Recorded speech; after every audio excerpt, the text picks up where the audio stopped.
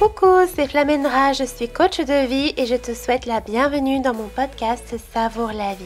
Si tu cherches à avoir une relation saine avec la nourriture, à bien nourrir ton corps et ton esprit, tu es au bon endroit. Ici, je vais te partager mes conseils, astuces et réflexions pour améliorer ta santé et ton bien-être physique et mental. Pour ça, on va parler de nutrition, de rapport au corps et à la nourriture, mais aussi d'état d'esprit et de regard sur le monde. Si tu souhaites soutenir ce podcast, je t'invite à le noter avec 5 étoiles et à le partager autour de toi. Tu peux aussi me retrouver sur mes différents réseaux sociaux sous le nom de Flamendra. Allez, sans plus attendre, c'est parti pour ce nouveau numéro. Bonjour et bienvenue dans un tout nouvel épisode de podcast. Alors aujourd'hui, je suis ravie d'accueillir Benjamin que j'ai découvert dans la Bloom Academy, qui a donné une conférence sur comment se libérer de son passé. Donc écoute, bienvenue Benjamin, est-ce que tu peux te présenter en quelques mots pour les gens qui ne te connaîtraient pas? Ouais, merci Flamendra, merci beaucoup pour l'invitation. Alors moi c'est Benjamin, donc je suis coach mindset pour des entrepreneurs qui se lancent généralement et qui ont lancé leur activité depuis peu et qui ressentent le fameux syndrome de l'imposteur. Donc voilà ce sur quoi je travaille et pour ça j'utilise beaucoup de PNL, j'aide les gens en fait à comprendre qu'est-ce qui fait qu'ils ne se sentent pas légitimes dans leur activité, qu'est-ce qui fait qu'ils ne se sentent pas à la hauteur. Et pour ça, j'utilise différentes techniques avec la neuroscience aussi pour les aider à avancer dans leur business et à aller surmonter ces blocages, ces peurs qu'on peut ressentir bien souvent quand on se lance dans l'entrepreneuriat.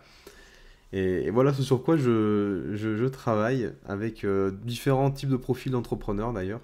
Et c'est ça qui fait aussi toute la magie de ce métier de coach que j'adore. Je te rejoins totalement là-dessus, puisque moi aussi je me suis vraiment trouvée dans ce métier-là. Et aujourd'hui, je voulais t'inviter justement parce que, tout comme toi, je m'intéresse beaucoup à la PNL, donc programmation neurolinguistique aux neurosciences. Et ça permet de vraiment comprendre comment le cerveau fonctionne. Et là, aujourd'hui, l'idée de ce podcast, c'était justement d'échanger autour de comment changer ses habitudes destructrices. Et pour ça, il faut déjà prendre conscience de comment le cerveau marche pour pouvoir après mettre le doigt sur la façon d'agir. Donc, je pense qu'on a tous, on sait qu'on a des habitudes destructrices parfois, mais on ne sait pas vraiment par où commencer, tu vois. On se dit, je sais que ça, ce que je fais, ça va pas. Et par où, du coup, toi, tu pourrais conseiller pour commencer à se libérer de tout ça? Le meilleur conseil que je pourrais déjà donner, c'est d'aller identifier qu'est-ce qui sous-tend le comportement, qu'est-ce qui fait qu'il y a quelque chose qui le déclenche et d'aller creuser en soi par introspection. Moi, je dirais, dans un premier temps, d'aller comprendre, poser de la conscience en tout cas, sur qu'est-ce qui provoque ce comportement et précisément en fait.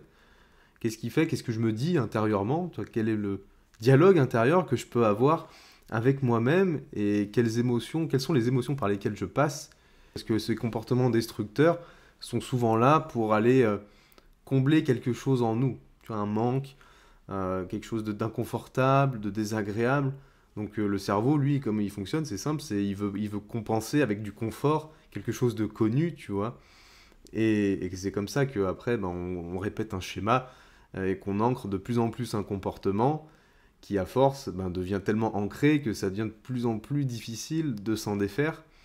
Et c'est là le meilleur conseil que je peux donner déjà dans un premier temps, c'est d'aller poser de la conscience sur comment il se provoque ce comportement. Qu'est-ce qui le sous-tend, tu vois? Je suis d'accord avec toi dans le sens où moi, ce que je recommande aussi, c'est de s'auto-observer. Tu vas avoir vraiment commencer à conscientiser ce que tu fais vraiment. Parce que souvent, on est en mode autopilote quand on a des habitudes. Parce que comme tu l'as dit, c'est des choses qu'on répète et que du coup, c'est dans le subconscient que ça se passe. On n'en a pas conscience. On le fait sans même s'en rendre compte. Souvent en coaching, je prends l'exemple de, tu sais, c'est comme quand tu vas dans ta voiture et tu mets la ceinture. Tu t'en rends même plus compte parce que c'est tellement un geste que tu as répété que tu le fais, mais tu n'as même pas conscience que tu le fais. Donc je pense que c'est ça, comme tu dis, la première étape, c'est de s'observer, de sortir de ce mode un petit peu autopilote et de revenir en pleine conscience en fait. Donc c'est sûr qu'au départ, c'est pas facile. Et faire un état des lieux de ce que je vis, de comment je me sens, peut-être aussi de sortir d'un certain déni, parce que parfois Tu sais, on conscientise des trucs, mais on est encore dans le déni, on se dit mais non, ça va, on se complaît en fait, dans une sorte de confort. Là, on est déjà plus dans la phase où on a conscientisé le problème, tu vois. Donc il y a déjà eu une part de conscience qui a été posée dessus. Le déni, c'est quelque chose qui est compliqué à gérer dans le sens où les gens sont fermés, il y a de la résistance, tu vois. Il y a une volonté de garder un comportement et l'idée c'est d'aller déjà provoquer un détachement dans le sens où il faut dire ok, là j'ai quand même nié que c'était mauvais pour moi, mais à un moment ok, je vais prendre du recul et je vais quand même accepter l'idée. Ça c'est se détacher et accepter derrière, se dire ok en fait c'est vraiment pas bon pour moi et je vais essayer de reposer plus de conscience là-dessus pour savoir qu'est-ce qui sous-tend en fait ça, parce que c'est ça l'idée, hein, c'est trouver la racine. Ouais, souvent c'est ça, hein, c'est aller chercher en fait à remplir un manque intérieur par quelque chose qui est à l'extérieur. Et s'oublier soi, et souvent c'est ça, il n'y a pas assez de connaissance de soi. Et on est tellement ancré dans des habitudes qui au final ne sont pas nous. C'est juste le reflet voilà, d'une pression sociale, d'injonction et une déconnexion de soi, d'aller chercher en fait à combler avec des choses à l'extérieur. Au lieu de faire ce travail d'introspection qui n'est pas toujours évident, ça c'est clair, mais qui est essentiel en fait pour revenir à soi, pour revenir à la connaissance de soi, à quelles sont ses valeurs, voilà, qui on a vraiment envie d'être, qui on a envie d'incarner, quelle place on a envie de prendre dans ce monde, parce que souvent c'est ça aussi, c'est on a peur de prendre sa place, on a peur de s'affirmer, d'être différent, d'être jugé, d'être rejeté. Voilà, tout ça est une question, encore une fois, d'amour. Et donc ouais, ça typiquement c'est ce que je travaille beaucoup en coaching, vraiment la reconnexion à soi, parce que finalement c'est comme ça qu'on change, c'est en changeant tes pensées que tu changes ta réalité, que tu changes tes actions et que du coup tu changes tes résultats. Moi c'est une phrase que je dis tout le temps, voilà, tes pensées créent ta réalité en fait. Et quand on prend conscience, tu te dis, bon, ok, donc pour changer mes habitudes finalement, parce que là on va en venir à ça maintenant qu'on a pris conscience, parce que ça c'est la première étape de s'observer. Après, comment je fais pour trouver cet effort, de passer à l'action? Comment je fais pour mettre en application des choses? Complètement, déjà l'idée de... Et je suis très connecté à cette idée-là, que les pensées créent la réalité. Et tu vois, il y a ce fameux concept en PNL, d'ailleurs, qui est que les pensées créent les actions, enfin déjà qui créent les émotions, qui créent les actions, qui créent les résultats. Donc toutes les pensées vont permettre de faire découler des actions qui sont en fait le pont entre ce que tu ressens toi intérieurement et l'impact que ça va générer sur les autres, l'environnement, le monde. Et justement, plus tu transformes ce qui est en amont, donc tes pensées, plus tu vas être en mesure de transformer l'impact que tes actions vont pouvoir avoir par rapport au monde et à créer de l'impact positif. Du coup, et c'est ce fameux concept de transformer un monde intérieur pour aller transformer un monde extérieur. Donc, tu vois, l'idée de se dire que le monde intérieur est régi par le monde extérieur, là, c'est déjà c'est le mauvais paradigme que on peut très vite avoir de par la société, la pression de la société. Donc, comme tu dis, il faut se reconnecter déjà à soi, d'aller cultiver ce sens de l'introspection, et comme tu le disais tout à l'heure, de s'auto-observer. Ça passe déjà par de l'auto-observation, de s'observer, vraiment faire les choses de façon très objective, sans jugement, ça c'est très important, pour se dire, ok, bah là j'ai fait telle chose qui est un peu destructeur, tu vois. Mais c'est ok, je me juge pas. Et ça déjà, ça cultive l'amour de soi. Parce que si déjà on arrive à ne pas se juger pour des choses qu'on pourrait juger malsaines de prime abord, c'est déjà un très gros pas en avant dans la quête de l'amour de soi. C'est quelque chose qui est super important de garder à l'esprit, c'est de se dire qui je veux devenir plus tard en fait. Vraiment, quelle personne, quel impact je veux avoir sur moi, sur les autres, plus tard, sur le monde. Donc là, c'est même peut-être au-delà de l'alimentation simplement, tu vois, c'est vraiment de se connecter à une version de soi-même qu'on veut incarner plus tard et de se dire, ok, en fait, comment je vais pouvoir mettre en place des actions qui vont me permettre d'aller me rapprocher de cette vision que j'ai créée de moi pour pouvoir l'incarner même dès maintenant, dès le présent. Et quels sont les changements que je vais devoir mettre en place pour commencer à m'en rapprocher. Ça nécessite d'aller poser de la conscience sur qu'est-ce qu'on veut vraiment, qui on veut vraiment devenir, qu'est-ce qui nous anime profondément. Et ça, c'est quelque chose et ça, c'est un très bon conseil que je pourrais donner aux gens qui nous écoutent par rapport potentiellement à des TCA, c'est de se dire, les gens vont se dire, ok, je veux régler mon alimentation, je veux un rapport plus sain à la nourriture, ok, mais pourquoi c'est important pour toi d'avoir un bon rapport à la nourriture? Ça, c'est comme si c'était la couche en superficialité, en surface, on va dire, et au-delà encore, qu'est-ce que tu as de plus important qui te fait que ça donne du sens à tes actions? Qu'est-ce qui fait que entretenir un rapport sain à l'alimentation avec toi-même, avec ton corps, ça pourra impacter ta vie sur du plus long terme, tu vois, sur 15 ans, 20 ans et plus encore. Et quand tu vas poser du sens sur ce que tu fais, plus tu seras en mesure d'aller créer le changement dans le présent. Et ça, c'est valable pour plein de choses, hein, en réalité.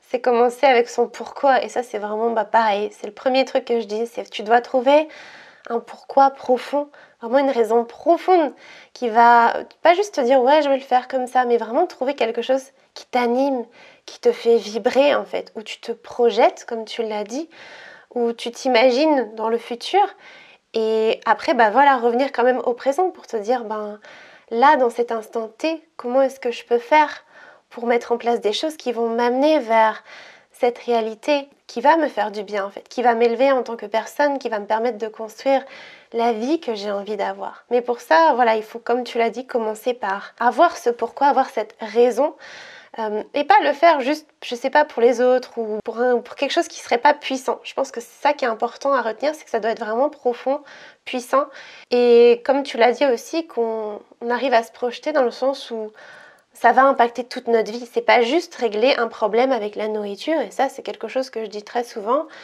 et dont peu de personnes se rendent compte, mais c'est pas juste, voilà, je veux juste avoir une bonne relation avec ma nourriture, c'est aussi retrouver la vie, parce qu'en vrai quand t'as des TCA, t'as plus de vie, hein. T'as plus de vie sociale, t'as plus de santé physique et mentale. Et c'est imaginer pouvoir faire des projets. Et après, une fois que tu as défini ça de façon profonde, revenir à l'instant présent pour mettre en place des petites actions. Moi, je suis très partisane de l'effet cumulé. Je ne sais pas si tu connais du livre de Darren Hardy, où il explique qu'en fait, l'idée, c'est vraiment de mettre en place des petites choses tous les jours. Moi, je vois ça comme des petites briques, tu sais, pour construire ton temple. Ça va t'amener vers ce que tu as envie d'avoir, en fait. C'est comme un enfant aussi, en ce moment je prends ça comme exemple, un enfant qui apprend à marcher. Au départ, il ne sait pas comment faire. Parce que souvent aussi c'est ça qui bloque, c'est que les gens ne savent pas comment, ils ont plein de doutes. Ils disent mais par où je commence, comment je fais, comment... Je leur dis tu sais pas en fait, si ça va pas arriver sur un plateau. Mais par contre, ce que tu peux faire c'est tester. C'est y aller comme l'enfant qui essaie de marcher et qui du coup tombe. Mais lui, il est pas là à se blâmer en se disant « Oh mon Dieu, j'ai raté, je suis trop nulle, je vais jamais y arriver. » Non, lui, il se dit il se dit rien, il se relève et puis il réessaye et il retombe et il réessaye et puis il finit par y arriver. Et c'est vraiment comme ça que je vois le chemin de... Voilà, comment trouver, tu vois, l'effort de passer à l'action, d'aller au-delà de ses peurs, de ses doutes pour changer, juste d'avoir ce pourquoi et après de revenir à chaque jour. Comment je peux faire tout en me concentrant sur le fait que ouais je vais échouer mais que c'est normal et que de chaque échec, entre guillemets, même si j'aime pas trop ce terme, on peut apprendre et on grandit et c'est ok, il y a plein de gens, tous les gens qui réussissent ont d'abord eu des échecs, ont eu des déceptions et c'est normal et de se déculpabiliser et de se dire que on est humain aussi et que c'est ça qui nous fait grandir au fond. Être humain, tu vois, c'est accepter cette part de vulnérabilité en soi, d'accepter la possibilité qu'on puisse avoir oui, des échecs, après peu importe la définition qu'on pose sur ce mot-là, d'accepter de ne pas faire les choses comme on voudrait les faire, et de ne pas se culpabiliser, de ne pas se martyriser pour ça, de ne pas être son propre tyran, tu vois. Et je suis vraiment très partisan de ce que tu as dit, de cette notion d'effet cumulé. Et je pense vraiment que la clé de tout, et pas que dans l'alimentation, mais dans absolument tout d'ailleurs, c'est d'aller faire des petites actions inconfortables de manière répétée et qui en plus ont du sens pour soi. Et comme tu disais tout à l'heure, le pourquoi est super important. Et je pense qu'il y a même deux piliers par rapport à ça pour moi qui sont non seulement d'avoir ce pourquoi par rapport à soi et aussi un pour qui. C'est-à-dire pour qui tu veux faire les choses. Réellement, pour qui en fait. Et le pourquoi, je le vois plus comme quelque chose qui est en nous, qui nous concerne nous. Le pourquoi le plus profond qu'on peut trouver va toujours nous concerner, nous, d'une façon plus ou moins égoïste, entre guillemets, alors que le pour qui, il va être vraiment tourné vers les autres, le monde, l'environnement, et c'est la combinaison des deux qui fait que tu te sens aligné dans ta vie, c'est de se dire, ok, je fais quelque chose qui m'anime tellement profondément qu'en plus je vais pouvoir le mettre à contribution des autres et du monde. Et là, quand tu connectes à ces deux idées-là, tu crées du sens pour toi, tu te crées une vision de qui tu veux être et de qu'est-ce que tu veux créer, impacter pour le monde, en positif bien sûr. Et c'est cette combinaison-là qui fait qu'après tu peux l'injecter dans le moment présent pour te dire, ok, en fait, maintenant je voudrais faire telle action qui me fait peur, parce que je sens que j'ai peur du rejet, j'ai peur d'échouer, j'ai peur même de réussir, par exemple, enfin, il y a plein de peurs. Et se dire, mais j'ai tellement posé de sens que ça va me permettre d'aller surmonter ça. Et c'est ce que fait un bébé, comme tu dis, mais de façon plus inconsciente. Le bébé, il tombe, je crois, en moyenne 2000 fois avant de savoir marcher, ce qui est énorme. Et pour autant, enfin, je veux dire, trouve-moi quelque chose aujourd'hui en tant qu'adulte qu'on ose faire 2000 fois de façon répétée en échouant pour enfin réussir. Il n'y a plus beaucoup de choses qu'on fait à ce niveau de persévérance. Parce que on a naturellement ça en nous, mais on s'en coupe de par la pression extérieure, de par les pressions de la société, les injonctions, alors qu'on a cette foi envers soi-même, cette confiance en soi. Un bébé, il a la foi avec lui-même, il n'en a pas conscience. Mais c'est ça, le principe même de la confiance en soi, c'est étymologiquement, hein, self-confidence, tu vois, en anglais, bah, self, soi, con, c'est avec, et fidence, c'est la foi. Donc, c'est-à-dire que c'est avoir la foi avec soi-même. Donc, c'est s'autoriser à croire, quand on a la foi avec soi-même, qu'il y a un avenir possible dans lequel l'action qu'on entreprend va réussir. Tu vois, c'est juste ça, c'est un aspect prédictif. La confiance en soi, de se dire je vais agir malgré la peur, je ne sais pas comment ça va se passer, mais je m'autorise à croire que ça va fonctionner, que ça va marcher et que je vais réussir. Et c'est ça qu'il faut mettre en application dans tout, dans nos projets, dans notre vie personnelle, même dans notre rapport à l'alimentation, parce que ça peut faire peur, justement, quand tu as un TCA, te dire, bah, je reprends une alimentation saine, tu te dis, bah, mais ça me fait peur, c'est inconfortable, tu vois. Pour autant, si tu connectes ça à quelque chose de plus important et que tu as la foi avec toi de te dire que je vais pouvoir, à force de petites actions répétées inconfortables, atteindre l'idéal que je me suis créé, la vision que je me suis matérialisée dans ma tête, bah, ça crée tout de suite t'as les leviers nécessaires, en tout cas, pour vraiment passer à l'action et aller ajuster justement ces petits comportements destructeurs que tu peux entretenir au quotidien et commencer à désancrer tout ça. Parce que l'idée, tu vois, c'est comme si tu avais un truc qui était une glu, tu vois, qui te colle à la peau très dur. Donc à un moment, il faut casser ça, il faut commencer à le détacher petit à petit. Et c'est le sens qui va te permettre de le faire. Et il y a aussi quelque chose, tu vois, par rapport aux personnes qui font des régimes. Je sais pas si t'en as beaucoup des gens qui viennent te voir peut-être pour faire des régimes et puis 2 semaines après qui lâchent. Tu vois, c'est quelque chose qui vient souvent, hein.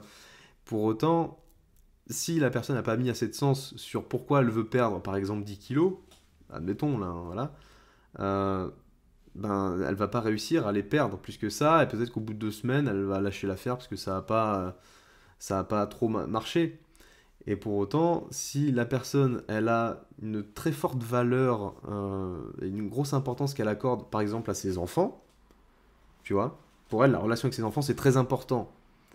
Ben, je peux te dire que si tu connectes la personne à l'idée que ali- avoir une alimentation saine, ça peut impacter la relation qu'elle a avec ses enfants et que ça peut même impacter la vie de ses enfants d'une manière ou d'une autre, là dans le cerveau, tu connectes, tu fais une association entre quelque chose qui est important pour elle et une action inconfortable. Et c'est là où le cerveau il se dit, ouais, mais en fait, si je fais ça, c'est inconfortable, mais il y a une vraie récompense derrière. Parce que je vais pouvoir améliorer la qualité avec mes enfants, je vais pouvoir créer plus de liens, je vais pouvoir les inspirer, je vais pouvoir même créer de l'impact pour eux dans leur vie personnelle, professionnelle, dans leur vie avec leurs relations. Et tu vois, et c'est ça qui est important, et dans les TCA, ça doit être la même chose aussi, parce que si la personne, elle s'autorise pas à manger quelque chose, parce que dès qu'elle le mange, après, c'est je suis pas bien, je dois absolument faire du sport, c'est de se dire, bah ok, en fait, en quoi t'autoriser à remanger des choses, entre guillemets, malsaines, mais, ou du moins des petits plaisirs, faire des petits écarts, ça peut aussi créer une meilleure relation avec tes enfants, par exemple, si pour toi, tes enfants sont importants pour toi. Et là, tu autorises la personne à voir au-delà de l'action. Ouais, je pense que c'est se déconnecter du résultat, tu vois, Effectivement, c'est bien d'avoir un objectif, mais pas juste de le faire pour l'atteindre et de se dire, bah, quand j'aurai ça, je serai bien, quand j'aurai ça, je serai heureuse, et revenir à, vraiment, comme tu l'as dit, le sens. Je pense que c'est très, très important et c'est ce que beaucoup de gens ne font pas, comme tu as pris l'exemple de la perte de poids. Dans la majorité des gens que j'accompagne, c'est plutôt l'inverse. Je vais les aider à prendre du poids, souvent voilà, avec l'anorexie, etc.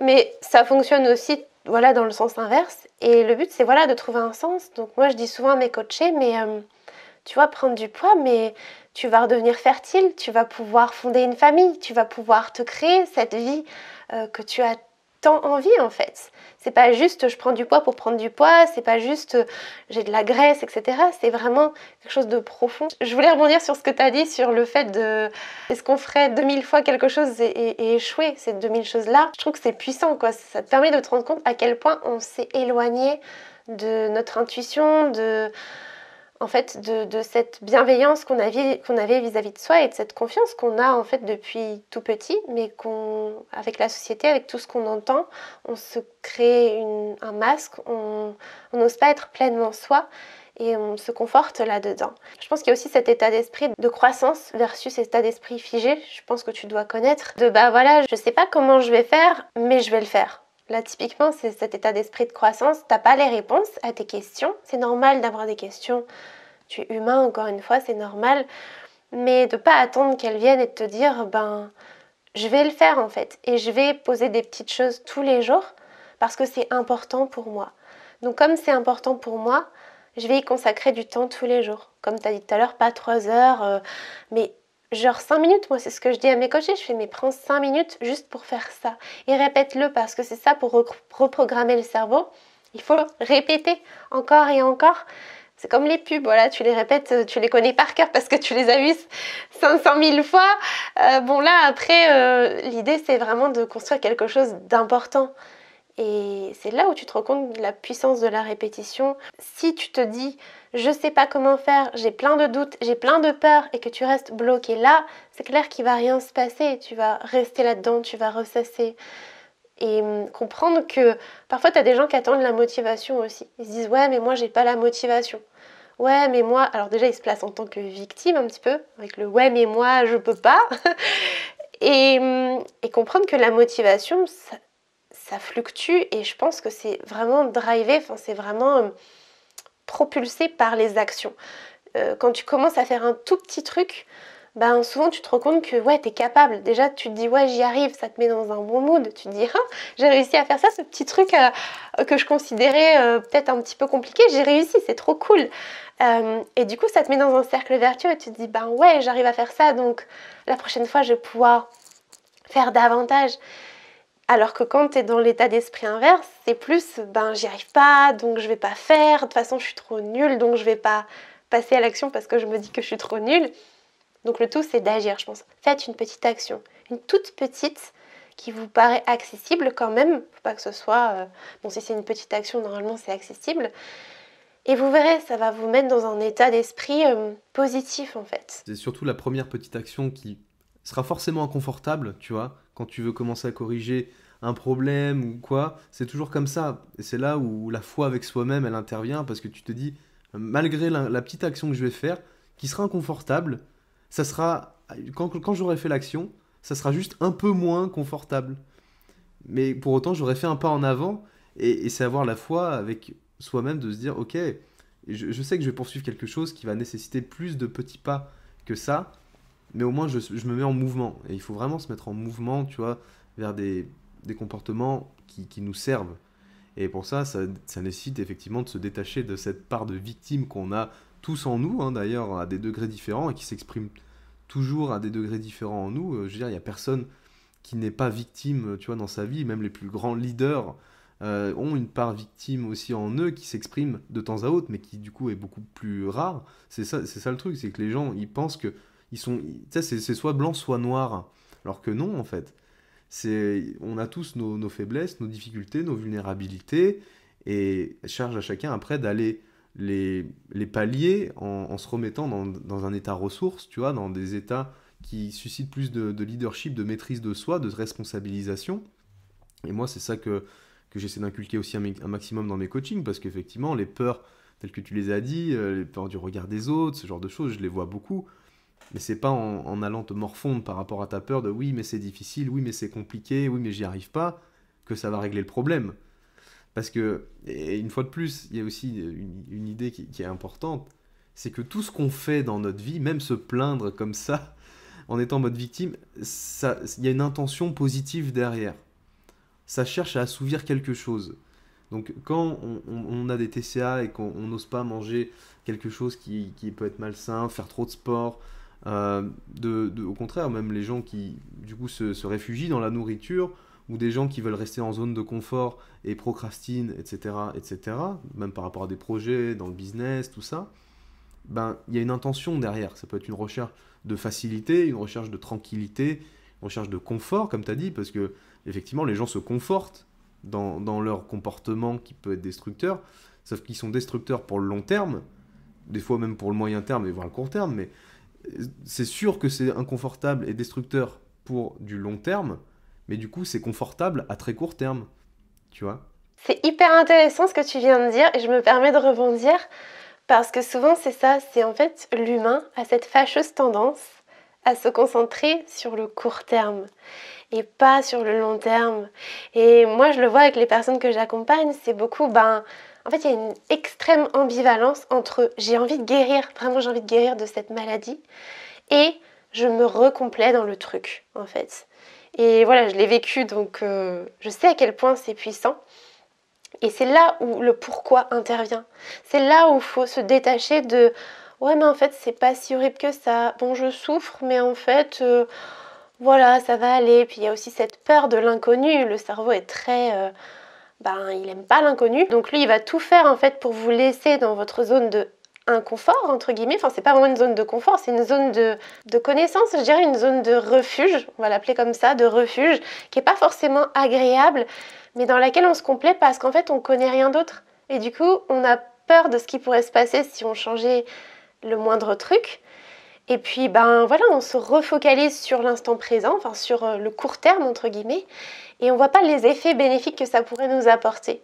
Et le fait, comme tu l'as dit, qu'au départ quand on change quelque chose, ça provoque de l'inconfort, c'est ça aussi qui fait que les gens retournent à leur zone de refuge, parce qu'ils se disent ouais ok je commence à faire un truc mais c'est inconfortable, j'aime pas. Et là le cerveau il va tout faire pour te dire c'est inconfortable, vas-y retourne dans ta zone de refuge. Et c'est là où il faut être entre guillemets pas plus fort mais voir long terme et de se dire c'est normal que ce soit inconfortable. Moi typiquement pour te donner un exemple, les personnes au départ doivent manger davantage pour reprendre du poids. Et c'est hyper inconfortable parce qu'il y a beaucoup de ballonnement. Et ça, on se sent rempli, on se sent pas bien physiquement, on a honte, on en ressent beaucoup de dégoût vis-à-vis de soi. Et en fait, si on se concentre juste là-dessus, c'est clair que le premier truc qui nous vient à l'esprit, c'est « Oh, je fais du mal à mon corps, je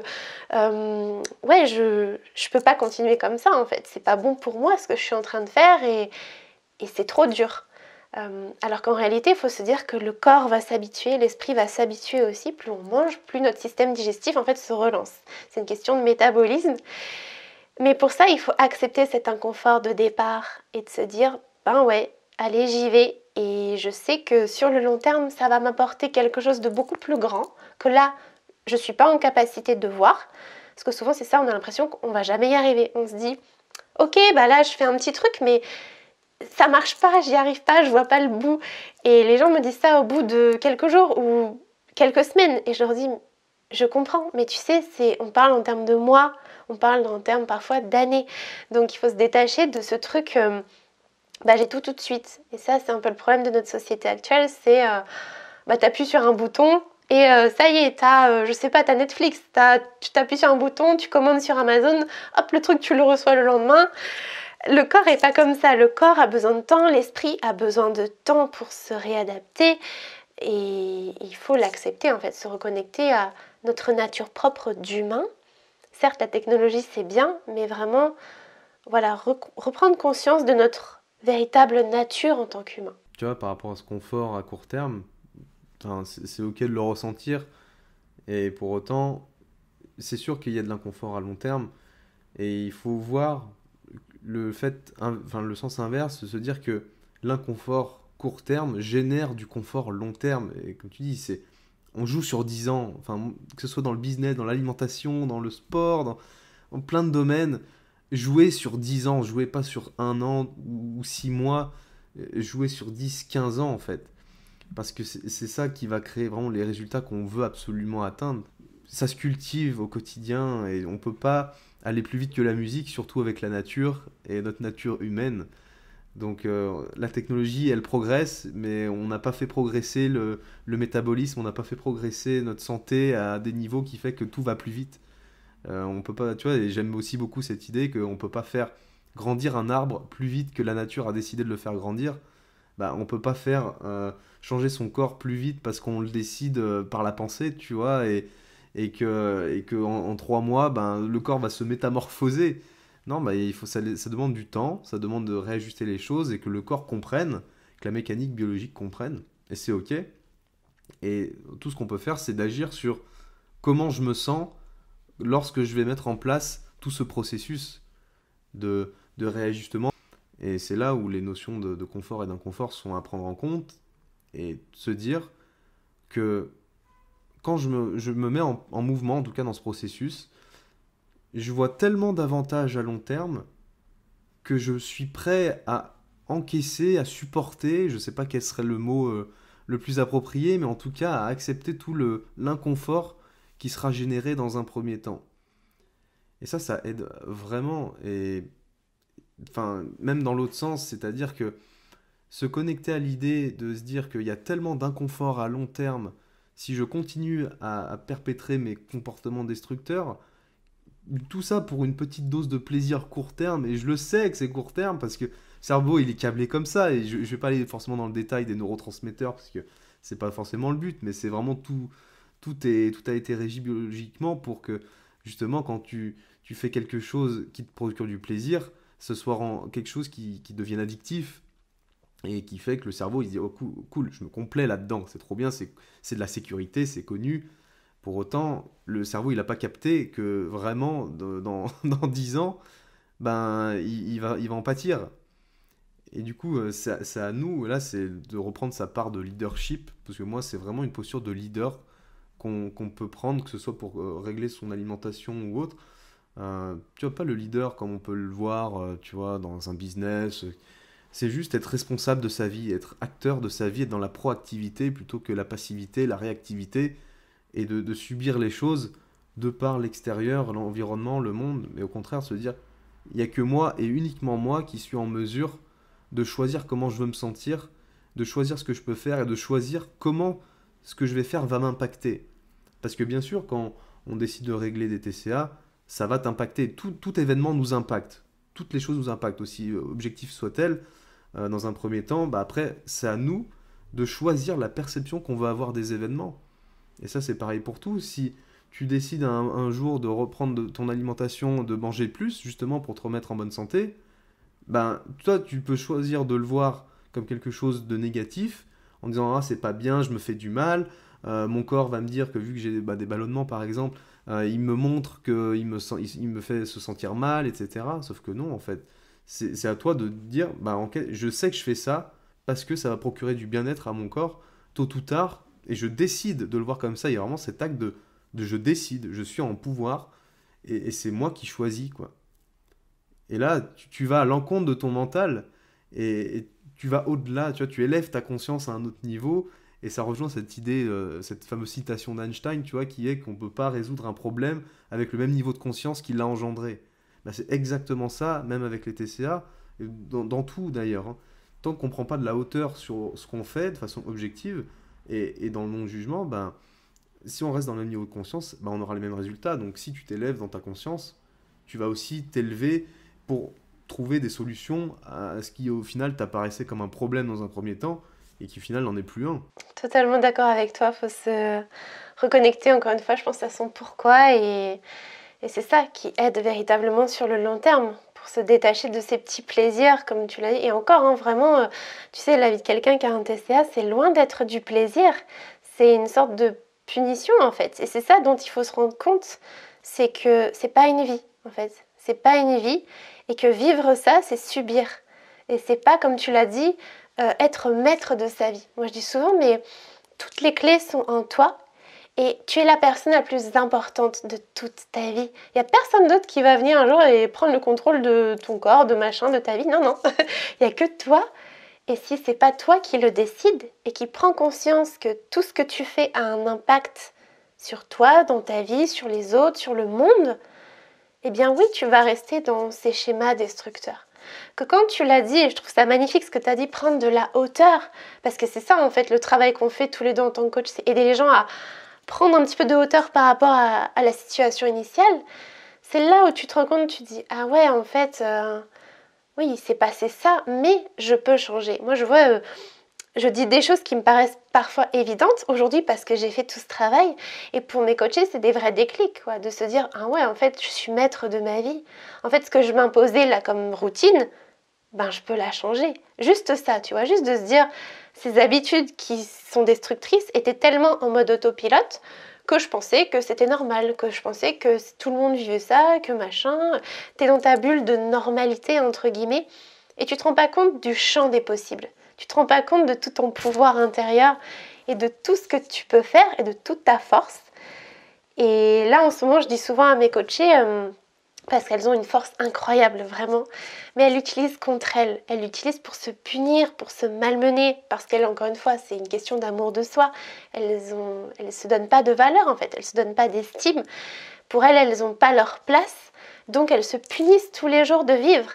Et je dis, mais imagine si aujourd'hui, tu décidais de mettre cette énergie au service de ta vie, pour créer pour créer des énergies créatrices, en fait, c'est ça, plutôt que des énergies destructrices.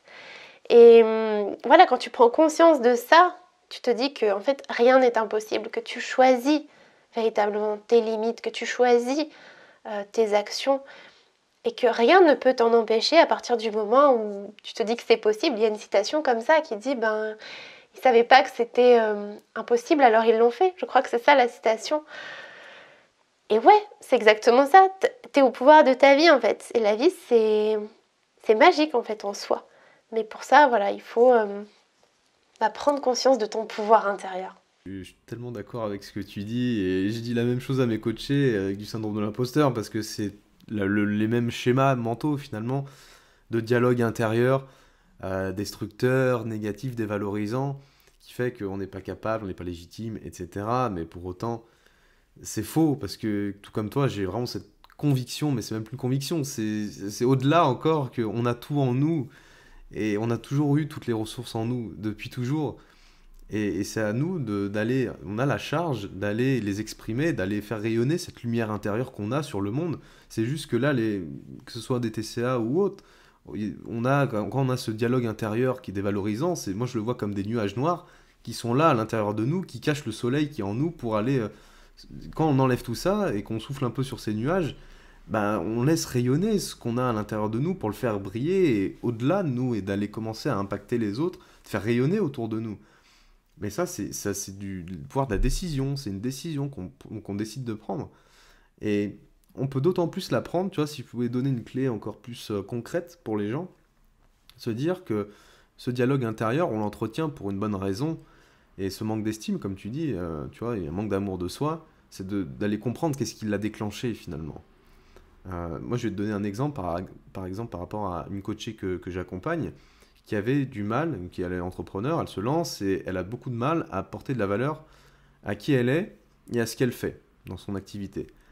Donc, gros problème d'estime d'elle-même. Et en creusant, on s'est rendu compte que le dialogue intérieur qu'elle s'entretenait, c'est qu'elle avait, c'était lié au suicide de son père il y a plus de 20 ans. Donc, deux choses qui d'apparence ne sont pas corrélées, tu vois. Le cerveau, il a fait une association, lui, qui s'est mis dans l'inconscient, ça s'est logé dans la partie inconsciente de notre cerveau, qui fait que ben, le suicide de son père, elle le voyait comme un problème, et elle s'autorisait plus à vivre, elle perdait en estime par rapport à ce qu'elle pouvait valoir, elle, en tant qu'individu, alors que c'est complètement dire entre guillemets faux, c'est-à-dire que sa valeur, elle est à décorréler de cet événement, hein, qui est un fait, tu vois, objectif, qui est le suicide de son père. Et l'idée, chose que je lui ai fait faire, c'est de voir ce même événement d'une façon différente et de le voir non plus comme un problème, mais de voir comme une opportunité. Et c'est toi, c'est finalement quelque part ce que tu as réussi à faire avec ton activité, c'est de passer des TCA qu'on peut voir comme un problème, comme l'opportunité, une opportunité de pouvoir aider les autres, d'impacter les autres, l'opportunité de changer, l'opportunité de créer un impact de par ce qu'on vit, parce que nos expériences, aussi douloureuses soient-elles, de prime abord, sont nos meilleurs cadeaux et nos meilleurs tremplins qu'on puisse mettre après au service des autres. Et absolument pour tout. Et c'est ça qui est important de garder à l'esprit, c'est que on a porté de la conscience sur des choses dans le passé, sur des événements qui ont pu être douloureux, qui fait que on a interprété ça comme un problème. Tu vois, on s'est dit j'ai souffert, du coup c'est pas bien, c'est pas cool, c'était douloureux, j'ai pas aimé, c'est un problème. Et puis ça après l'association, elle s'est logée dans l'inconscient, tu vois. Et après nous, notre partie consciente de notre cerveau, après on vit, on a oublié entre guillemets, sauf que la partie inconsciente, elle a pas oublié. Donc j'aime beaucoup cette métaphore qui est que c'est comme si on était des ordinateurs actuels qui des fois tournent avec Windows 95. Tu vois, c'est-à-dire qu'on a un programme mental qui tourne en fond de tâche comme ça, mais qui n'est plus du tout à jour et qu'il faut mettre à jour. Et en fait, avec les TCA, ce que les gens cherchent à combler, c'est peut-être un manque d'amour de soi-même qui peut être provoqué par un événement, vraisemblablement de leur passé, qui a été douloureux, qui leur a fait perdre cette estime, perdre cet amour d'eux-mêmes. Et en allant creuser sur quel est ce déclencheur, dont j'ai parlé au début tout à l'heure, savoir qu'est-ce qui a sous-tendu finalement ce problème de TCA. Et quand après tu décides de voir cet événement différemment, et non plus comme un problème, mais vraiment comme une belle opportunité pour pouvoir aider les gens, contribuer au monde, et de se dire que ça a été votre plus beau cadeau, là tu poses un autre niveau de conscience et tu vas mettre à jour ce programme inconscient là qui tournait en fond de tâche pour dire ok maintenant je suis à jour quoi. Parce que ce qu'on a vécu dans le passé, on l'avait vécu avec les ressources qu'on avait à l'instant T, tu vois. On faisait ce qu'on pouvait, et j'ai vraiment cette croyance qu'on fait toujours de notre mieux à l'instant donné. Sauf que des fois, que ce soit quand on soit enfant, il y a des fois des choses qui remontent vraiment à l'enfance, ou dans l'adolescence, peu importe, on faisait au mieux avec les ressources qu'on avait. Et des fois, on avait du mal, on n'avait pas les capacités forcément pour gérer ça. Mais aujourd'hui, à l'instant T, maintenant, on sait, on a les capacités pour rebondir sur un événement si on le revivait. Sauf que lui, le cerveau, il n'a pas mis à jour entre-temps. Tu vois, le décalage, il est toujours présent et c'est à nous d'aller reposer de la conscience sur notre passé pour comprendre ce qui a généré ça. Je pense que c'est hyper important de prendre conscience que on évolue en fait et que on n'est plus les mêmes que ce qu'on était avant. Et comme tu l'as dit, à l'époque, et moi j'en suis aussi intimement convaincue, on vivait les choses avec nos connaissances, nos outils du moment, on faisait ce qu'on pouvait et c'est ok. Et je pense qu'il faut pas se juger, se blâmer pour ça. On a fait de notre mieux. Et pareil, nos parents ont peut-être eu un impact sur notre enfance, mais ils ont fait de leur mieux eux aussi. Comme tu l'as dit pendant le podcast, les proches veulent souvent notre bien, mais ils savent pas toujours comment s'y prendre et ça a des impacts sur notre enfance. Et nous, on vit ça, on l'intègre. Comme tu dis, le logiciel, il reste là, il n'est pas mis à jour parce qu'on grandit, on vit d'autres choses. Mais le subconscient n'oublie pas. Et sincèrement, si je t'ai invitée aujourd'hui, c'est parce que je sais que tous ces schémas-là, c'est fou, hein. Mais ça se retrouve aussi chez les personnes qui souffrent de troubles alimentaires. Moi, j'ai des coachées, quand on creuse, pareil, on se rend compte qu'elles ont pas fait la paix avec leur passé, qu'il y a eu quelque chose dans leur passé. Ou alors parfois, elles veulent pas en fait reproduire des schémas qu'elles ont intégrés avec une charge émotionnelle négative. Tu vois, par exemple, ma mère faisait ça, elle disait ça, et moi, on m'a toujours dit que c'était pas bien, ou je veux pas ressembler à ma mère. Et du coup, c'est chargé émotionnellement, c'est resté là dans un coin, comme tu l'as dit, voilà, le logiciel qui est pas à jour. Et en fait, ça se reflète des années plus tard. Et quand tu prends conscience de ça, effectivement, ça te permet, du coup, avec des nouveaux outils, avec une nouvelle vision des choses, de te dire, ouais, en fait, mon passé, c'est mon passé. Aujourd'hui, je suis dans le présent, je me projette aussi dans l'avenir. Je suis plus la même personne. Je suis toujours moi, mais je suis un nouveau moi, entre guillemets. Et j'ai le droit, en fait, de me détacher de ça. J'ai le droit de mettre mon logiciel à jour, comme tu l'as dit. Bien sûr, et on sait le faire. Le truc, c'est qu'on sait le faire, et des fois, on arrive à le faire, Par exemple, tu vois, quand tu as une relation passée, tu la regardes 5 ans plus tard, tu te dis, oh, mais comment j'ai pu être avec cette personne?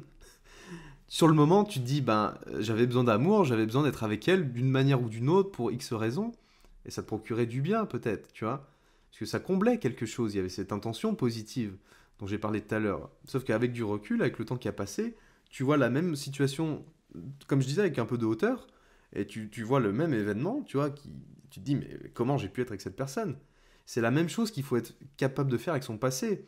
Sauf qu'avec le passé, quand ça remonte à l'enfance, tu vois, ou à l'adolescence, ça peut être plus dur dans le sens où, à force d'avoir entretenu, comme tu disais, ces associations émotionnelles négatives et ces croyances limitantes, en fait, qui se sont instaurées et qu'on se les répète des années durant, ben, le cerveau, lui, il le capte comme étant une part de ton identité. C'est-à-dire que le dialogue intérieur est tellement rodé, c'est tellement bien huilé, tu te crées une histoire qui est tellement nickel que le cerveau, il y croit, tu vois, il y croit lui-même à son propre bullshit, excuse-moi du terme, tu vois.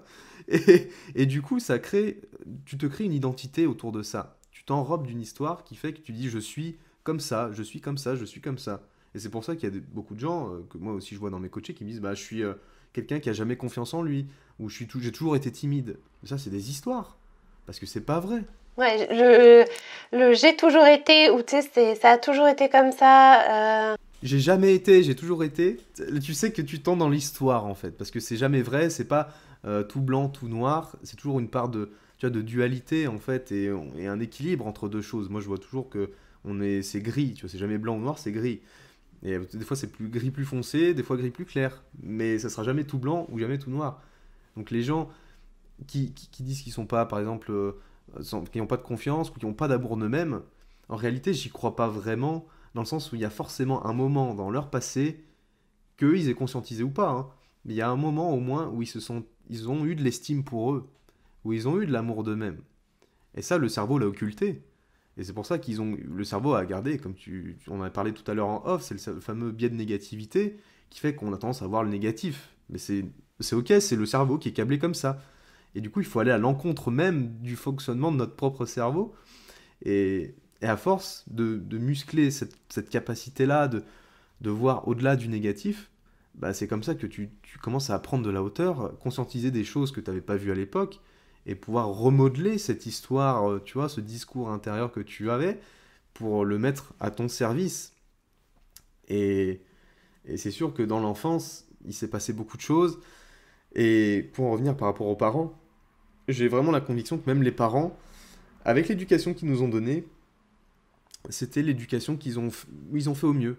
Avec leurs blessures aussi à eux, tu vois, avec ce qu'ils avaient à l'instant T, leurs ressources, et aussi ben, leur manque d'amour qu'ils pouvaient exprimer d'eux-mêmes dans leur enfance, qui répercute après ben, dans l'éducation après de leurs propres enfants, tu vois.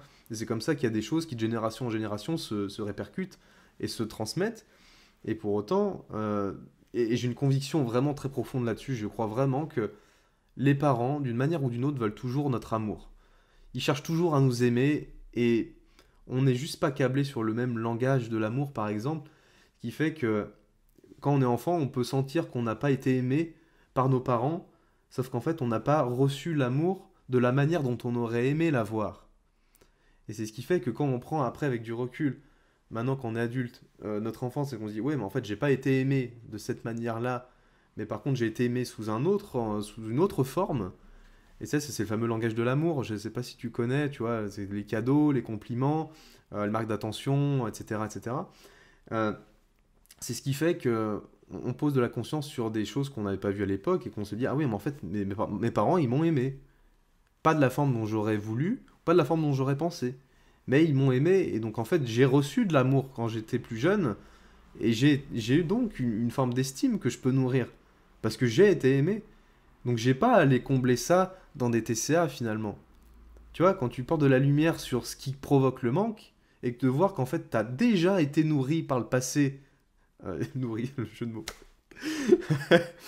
mais que tu as déjà été nourri intérieurement par ça, par tes parents, mais d'une manière que tu n'avais pas forcément vue à l'époque, bah, ça aide aussi à te dire que bah, il n'y a pas forcément besoin de gérer le TCA derrière, parce qu'en fait, c'est comme si ça se désintégrait tout seul. C'est hyper intéressant ce que tu dis. Ouais, je connais les 7 langages de l'amour, c'est ça? Je sais plus si c'est 5 ou 7. Bon, on vérifiera. Ça veut dire aussi s'ouvrir à de nouveaux champs. Parce que toi, tu as ta vision des choses, toi, tu as tes attentes. Et ça aussi, c'est un trait qui se retrouve beaucoup chez les personnes qui souffrent de troubles alimentaires, c'est elles planifient beaucoup, elles sont dans le contrôle. Et en fait, si ça se passe pas comme elles veulent, eh bien, ça ne va pas. Tu vois, c'est la cata, etc. Et c'est vraiment prendre conscience que s'ouvrir à de nouveaux champs des possibles et que là, typiquement, avec les langages de l'amour, en fait, parfois, on reçoit ce qu'on demande, mais c'est pas sous la forme qu'on avait imaginé, c'est pas sous la forme qui nous touche, c'est sous une autre forme, d'une façon différente, qui du coup à ce moment-là ne nous a pas touché comme on le voulait, donc ça n'a pas eu l'impact qu'on aurait aimé, mais qui était là. Et je pense qu'effectivement déjà en prendre conscience, ça aide à se dire si en fait, et à s'ouvrir là avec les langages de l'amour, peut-être plus tard à améliorer ses relations tout simplement avec soi-même, avec les autres, et de se dire, se détacher un peu de ses attentes et de se dire aussi faut que je communique aussi sur moi, quelle est ma façon de fonctionner, comment est-ce que moi j'aime qu'on me donne de l'amour, comment j'ai envie d'en recevoir, parce que l'autre ne peut pas décider à notre place, hein. Et ça souvent c'est ça, on attend des choses de la vie ou des gens. Et en fait, quand ça se passe pas comme on veut, on est déçu, mais parce qu'on a ces attentes-là, mais en fait, la vie, ou même les gens, vont pas agir selon nos règles à nous, selon nos envies à nous. Ils vont agir selon eux, ce qu'ils ont envie de faire, et peut-être potentiellement leurs règles. Mais prendre conscience qu'on est tous des individus. Pour moi, on fait tous partie d'un grand tout. Voilà, on est dans un grand tout. On est énergie. Chacun a sa place, chacun a son rôle à jouer. Mais on ne peut pas se maîtriser les uns les autres, en fait. On est libre de faire ce qu'on souhaite, encore une fois. Et déjà, chercher je ne vais pas dire se contrôler parce que les gens qui sont dans les troubles alimentaires se contrôlent beaucoup, mais juste s'écouter et revenir à soi, revenir à ce qui nous fait vibrer et vivre selon nos valeurs en accord avec nous-mêmes, sans chercher que tout soit parfait selon notre propre perception des choses, selon ce que nous on a décidé et c'est comme ça et c'est pas autrement. Et plus on est rigide, et plus c'est compliqué en fait d'avancer dans la vie. On va se prendre des grosses claques parce que dans la vie, c'est comme tu l'as dit, c'est pas un long fleuve tranquille en fait, c'est des hauts, des bas, c'est des événements, c'est des aléas, et si on n'est pas capable de les accueillir avec flexibilité, c'est pas toujours facile, c'est clair, mais au moins juste les accueillir et de dire ok c'est là, maintenant qu'est-ce que je fais? Est-ce que, comme tu le disais tout à l'heure, je me concentre sur les nuages? Ah, c'est horrible, mais pourquoi, machin? Ou est-ce que je me concentre sur la part de lumière et le positif? Et peut-être que c'est dur, peut-être que je me dis c'est une difficulté, là ce que je vis c'est dur, mais peut-être que c'est une opportunité aussi de vie, de croissance. Donc vraiment transformer les difficultés en opportunités, tu en as parlé tout à l'heure. Chaque chose qui est difficile, là si à l'instant T on s'en rend pas compte, plus tard c'est souvent des belles opportunités. Moi, je me rends compte aussi d'un truc, tu vas me dire si tu es d'accord, mais je me rends compte que les gens qui, en fait, ont beaucoup souffert sont aussi des gens avec une ouverture d'esprit incroyable. Et au départ, c'est des gens qui sont peut-être très rigides, parce qu'ils veulent tout bien faire, machin. Souvent, il y a un petit peu ces schémas-là. Mais après, tu as une ouverture d'esprit de fou et tu arrives à développer cette flexibilité. Et du coup, tu es aligné dans ta vie, tu es serein dans ta vie parce que justement tu auras passé ces étapes-là. Mais voilà, comme on le disait, il faut accepter de passer ces étapes qui ne sont pas toujours faciles, mais qu'on peut transformer. On peut transformer sa vision des choses. Je suis complètement d'accord avec toi, hein. Et ça passe par cette observation, comme tu disais, donc cette auto-observation déjà dans un premier temps, et après arriver à se détacher de l'émotion qu'on peut ressentir sur le moment, et pour justement aider à l'accepter. Parce que de se dire effectivement, je souffre ou j'ai souffert, c'est un fait, c'est ok. Et tout comme si je reprends mon parcours, j'ai fait un burn-out il y a à peu près 3 ans. Sur le moment, je suis sûr que je l'ai très mal vécu. C'était douloureux, ça fait souffrir. Mais maintenant, avec le recul, c'est une des plus belles choses, si ce n'est la plus belle chose qui me soit arrivée. Donc ça paraît très contre-intuitif de dire ça, et je peux comprendre que les gens qui pourraient nous écouter là puissent être presque choqués d'une phrase pareille. Pour autant, J'ai vraiment cette conviction, moi c'est une citation que je me suis créée moi-même tout seul, mais qui me parle énormément, qui est que c'est dans les histoires les plus douloureuses, c'est dans les événements les plus douloureux que naissent les histoires les plus inspirantes. Parce qu'à la hauteur où vous vivez quelque chose de douloureux, à la hauteur, comme tu le disais, il y a un cadeau derrière. Et des fois c'est un cadeau, soit qu'on a posé une attente sur quelque chose qui en fait on n'a pas le cadeau qu'on aurait voulu, ou alors soit on voit tout simplement pas le cadeau parce qu'il est caché et qu'il apparaîtra plus tard. Mais il y a toujours quelque chose, à la hauteur où on souffre de quelque chose, bah, à la hauteur il y aura quelque chose de bénéfique, soit maintenant, soit plus tard. Et ça aide vraiment de se connecter à cette idée, je trouve, pour se détacher, aider au détachement par rapport à ce qu'on vit, parce que c'est temporaire, c'est à l'image d'une tempête. Tu vois, on parle beaucoup du calme avant la tempête, mais je crois aussi qu'il y a vraiment un calme après la tempête. Après la pluie vient le beau temps, comme on dit. Ouais, exactement. Et il faut se connecter à ces idées-là qui en fait t'aident à te mettre dans des états de ressources, états de responsabilisation, pour justement ne pas aller alimenter cette part de victime en soi, etc. Et pas, sans pour autant dénigrer le fait que tu vas souffrir ou que c'est mal de souffrir, tu vois. Souffrir, c'est simplement ressentir des émotions. Et des émotions, c'est simplement des signaux émotionnels, biochimiques, pour te dire ce que tu vis, c'est agréable ou désagréable. Il n'y a pas de connotation en réalité négative ou positive. Je ne crois pas aux émotions positives ou négatives. Je crois aux émotions agréables ou désagréables. Et il faut savoir justement aller cultiver cette faculté à se dire, même si c'est désagréable, bah en fait ça me sert, c'est une information. Un peu comme si tu étais, tu vois, dans une voiture et que sur le tableau de bord, ben, il faut des voyants rouges aussi. Tu vois, il y a les voyants tu vois, de différentes couleurs, tu as les voyants orange pour dire ah, c'est pas ouf. Puis des fois, tu as les voyants rouges pour dire alerte, alerte. Mais pour autant, c'est pas quelque chose de mal. Donc pour les gens qui pourraient culpabiliser, qui nous écoutent à l'idée de manger et de trop manger, ben non, en fait. Là, vous êtes dans un état où vous avez les voyants rouges qui sont allumés, mais c'est pas un problème. C'est au contraire pour vous dire qu'il faut réajuster derrière, pour vous dire c'est le moment de prendre conscience qu'il y a quelque chose à modifier, à changer, et que c'est justement pour le meilleur. Je veux dire, on ne met pas des voyants rouges dans une voiture pour dire... Enfin, c'est toujours pour le meilleur, c'est pour dire t'as plus d'essence, bah arrête-toi justement pour éviter que tu ailles faire un accident. Tu vois, c'est pour éviter quelque chose de pire encore. Donc les TCA, et ce que vous pouvez vivre aujourd'hui, c'est finalement une belle opportunité pour ne pas faire quelque chose de pire encore, de vivre quelque chose de plus douloureux encore. Mais c'est ok cette douleur qu'on peut vivre, c'est complètement ok.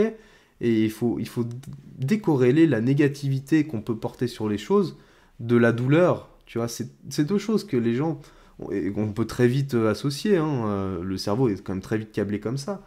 Mais pour autant, c'est pas une vérité vraie, tu vois. Totalement d'accord. J'adore ce que tu dis, vraiment. C'est beau, tu as eu un beau passage là. J'étais pleine d'émotions. Mais surtout, tout est neutre en fait. Réalisez bien que tout est neutre. Tout est énergie, mais tout est neutre. Donc, il n'y a pas de bonne nourriture, de nourriture saine, malsaine, d'émotions positives, négatives. Moi non plus, j'y crois pas. Il y a juste des trucs, des messages. Ah, bah là, c'est un peu inconfortable. Qu'est-ce que ça me dit en fait? Qu'est-ce que ça me dit sur moi? Qu'est-ce que ça me dit sur ma santé physique et mentale? Et qu'est-ce que j'en fais? Et c'était génial, là, ton analogie avec les voyants rouges, parce que si un voyant rouge, c'est pas pour rien, c'est pour vous dire qu'il y a quelque chose à modifier. Mais en soi, c'est pas mal, c'est juste pour réajuster le tir et que justement vous puissiez trouver votre alignement. S'il n'y avait pas de voyant rouge, c'est qu'en gros vous seriez bien, vous seriez aligné, enfin, il y aurait, tout serait parfait entre guillemets, mais ça n'existe pas. Et c'est normal qu'il y ait des voyants rouges, des voyants oranges de temps en temps, des trucs qui vont moins bien que d'autres, pardon, pour justement nous faire grandir. En fait, je pense que ces voyants rouges-là sont là pour nous faire grandir, pour nous apprendre quelque chose. Là, typiquement, les TCA, c'est se dire stop, il y a un truc qui va vraiment pas dans ta vie en fait. Enfin, toi, ton burn-out, c'est pareil. Il y avait vraiment des trucs qui n'allaient pas. Et là, bim, la vie t'a dit là, mon petit coco, faut t'arrêter, tu vois. La vie te rappellera alors toujours. La vie, c'est notre meilleur professeur. Et tant qu'on n'a pas retenu la leçon, elle va te faire répéter le schéma jusqu'à ce que tu la comprennes. Un peu comme une punition où tu vois, tu dois écrire 100 lignes. Sauf que là, c'est écrit une infinité de lignes tant que t'as pas réellement assimilé l'information. C'est la même chose avec la vie, tu vois. Trop. Et je voulais rebondir sur ce que tu as dit. T'as dit que ton burn-out, c'était la plus belle chose qui te soit jamais arrivée. Et franchement, je pense pareil avec mes troubles alimentaires, mon anorexie. Alors là, les gens qui nous écoutent vont se dire, comme tu disais, hein, c'est horrible, mais non, parce que ça m'a permis de me trouver. Je sais qui je suis maintenant. Avant, moi, je savais pas qui j'étais. J'étais la petite fille, tu sais, qui était bien dans les cases, qui faisait bien ses devoirs, que si je travaillais pas, si j'avais pas un diplôme, si je souriais pas, enfin voilà, si je faisais pas tout comme la société m'avait dit, j'étais nulle en fait. Et moi, j'avais beaucoup ce dialogue intérieur je me disais j'étais nulle. Donc, il fallait que je cravache, il fallait que ceci, cela. Et je copiais beaucoup, en fait. Je fonctionnais beaucoup par mimétisme. C'est-à-dire que je ne savais pas trop qui j'étais, donc je voyais un peu les gens. Et en fait, je faisais comme eux. Mais moi, je m'étais jamais dit, mais qu'est-ce que je veux moi? Qu'est-ce que j'aime moi? Je me laissais guider par la société, par le reste. Et ouais, en fait, ce voyant rouge m'a dit, non, mais là, en fait, toi, là, t'es pas là pour faire ça dans ta vie. Toi, c'est pas ton rôle. On t'a pas mis là pour ça. Donc, tu vas t'arrêter 2 secondes et tu vas te connaître, en fait. Et moi, c'est ça. Ça m'a complètement arrêtée. Je me suis dit, oh là, j'ai vécu ces phases difficiles. Et après, pour ma guérison, je me suis connue, en fait. Enfin, j'ai compris qui j'étais. Quelle était ma place aussi sur cette terre. Et je pense que toi aussi, maintenant, tu sais profondément pourquoi tu es là. Et je sais que toutes mes coachées et que tous tes coachés sûrement, ils ont un rôle important à jouer. Enfin, on a tous un rôle important. Pour moi, il n'y a pas de hiérarchie ou quoi, mais c'est juste qu'ils doivent reprendre conscience de leur importance et de leur place. Et c'est justement cette difficulté, ces moments-là que vous vivez qui sont compliqués, qui vont vous l'apprendre. Et c'est pas en résistant. Moi, il y a une phrase que j'aime beaucoup aussi, c'est ce à quoi tu résistes persiste. Et ce à quoi tu fais face, s'efface. Là, le but, c'est pas de résister à ce truc qui est compliqué, c'est d'y faire face, de l'accueillir, je dirais plutôt. Et de comprendre pourquoi, en fait, ça nous arrive, d'en tirer quelque chose. Donc, totalement d'accord avec toi. Et c'est ce que je disais tout à l'heure, les gens qui ont eu des grandes souffrances, des grands moments de souffrance sont des gens qui se connaissent extrêmement bien et qui, du coup, peuvent rayonner dans ce monde et faire des choses incroyables. Donc là, si vous vivez un truc difficile, dites-vous que c'est beau en fait. Je sais que c'est dur à entendre, mais c'est beau. Et vous vous en rendrez compte plus tard. Donc merci beaucoup d'avoir partagé ça. Avec plaisir, et je suis tellement d'accord. Et j'ai vraiment cette croyance profonde, tu vois, que la vie, elle complote pour nous. Pas contre nous, mais pour nous. Et des fois, ça prend des formes auxquelles on ne s'attend pas, que ce soit un burn-out, des TCA, un traumatisme, un accident, un deuil, peu importe en fait. Mais quand tu vois des gens qui ont su surmonter des choses qui sont super douloureuses, même toi d'ailleurs avec les TCA, moi avec le burn-out, et qu'on transforme ça et qu'on le met au service des autres, c'est possible. C'est possible. Donc si c'est possible pour certains, pourquoi ça serait pas possible pour moi? Ah mais ouais, mais ça j'ai trop envie que là les gens, là vous qui nous écoutez, si nous on l'a fait, vous aussi vous pouvez le faire. Moi c'est ce que je dis tout le temps à mes coachés, je fais mais moi je suis pas plus forte, je suis pas plus intelligente, j'ai pas déplacé des montagnes, je l'ai fait. Toi aussi tu peux le faire. Mais pour ça encore une fois il faut y croire, revenir à toi et te dire que ouais, si les autres l'ont fait, c'est que c'est possible, c'est que c'est pas impossible. Un truc d'impossible, personne ne l'aurait jamais fait, on est d'accord. Donc, s'il y a des gens qui l'ont déjà fait, toi aussi tu le peux. Donc, ouais. Vraiment, je pense qu'on terminera peut-être par ça. Je sais pas si tu veux ajouter quelque chose. Non, pas plus. Je pense que c'est vraiment une belle chose pour finir. Parce que plus on a des exemples, tu vois, de personnes qui montrent qu'on peut transformer des choses, plus ça alimente ces croyances qu'on peut se créer, qui sont des belles croyances aidantes. Comme quoi, en croyant en soi, en se donnant les moyens, on peut absolument, absolument tout transformer dans sa vie. Mais vraiment tout. Et moi, quand je connecte à ça, ça me fascine et je me fais waouh, ça m'impressionne. Et de voir que moi-même avec un burn-out, j'ai réussi à le faire malgré ces petits voyants, tu vois, orange au début, et puis qu'au final ça finit sur un voyant rouge. Résultat, j'en suis là aujourd'hui à aider des gens aussi dans leur mindset pour se lancer dans un business là où le discours intérieur il n'est pas forcément valorisant. Et toi, tu fais du coup la même chose, et moi je trouve ça magique parce que maintenant ce qu'on fait nous à travers notre boulot de coach, c'est de faire effet miroir par rapport aux gens qui peuvent nous écouter, qui ont ces discours intérieurs qui peuvent être dévalorisants, qui se rendent pas forcément compte qu'ils sont dans ces démarches-là. Et nous, on fait juste effet miroir pour leur renvoyer ce que les gens dégagent.